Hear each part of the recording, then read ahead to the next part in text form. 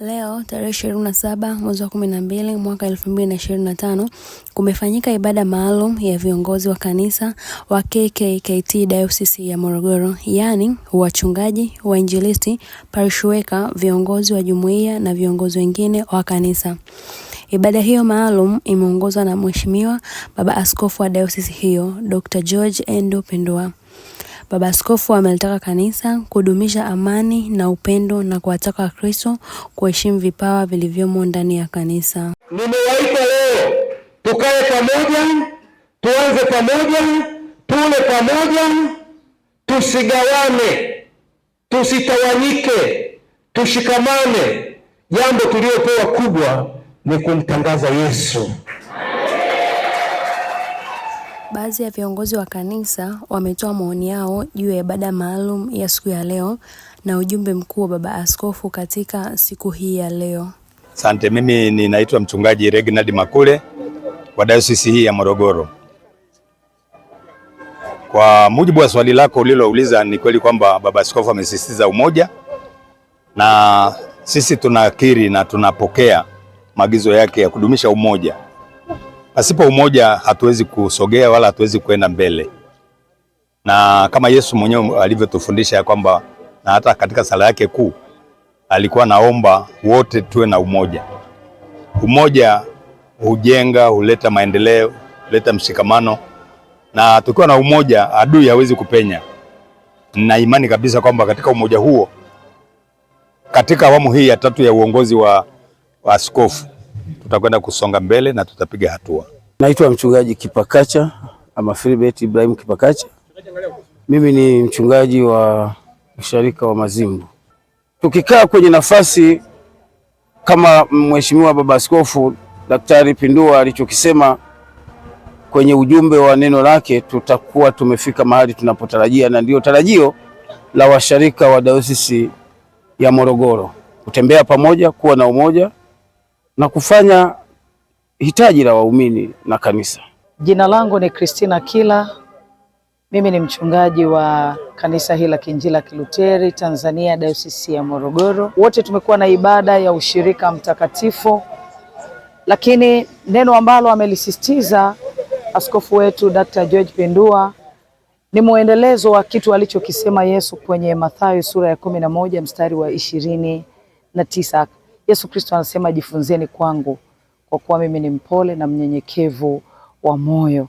Na Yesu Kristo alisisitiza umoja na akatuombea. Alisema mimi na Baba tu umoja. Tangu askofu wa kwanza, askofu wa pili, naye wa tatu, kutembea kwa umoja aliko kuona kwamba kulikuwa na maendeleo yaliyokuwepo, na sasa ameshika usukani yeye.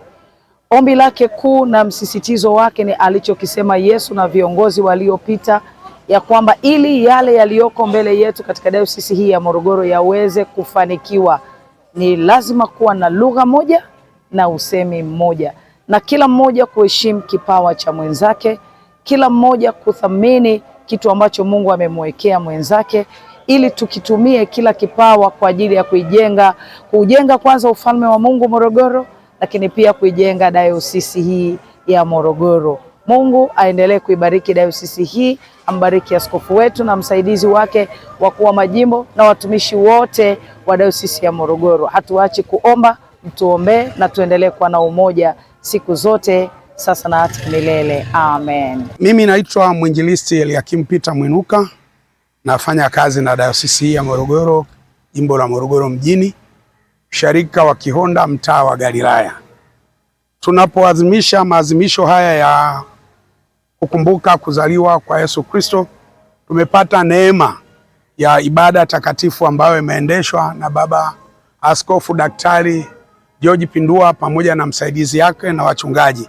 Lakini ndani ya ibada hii tunapata tumaini jipya pale ambapo tunapokea maelekezo jinsi ya kutembea kama Yesu alivyosema wote wawe na umoja.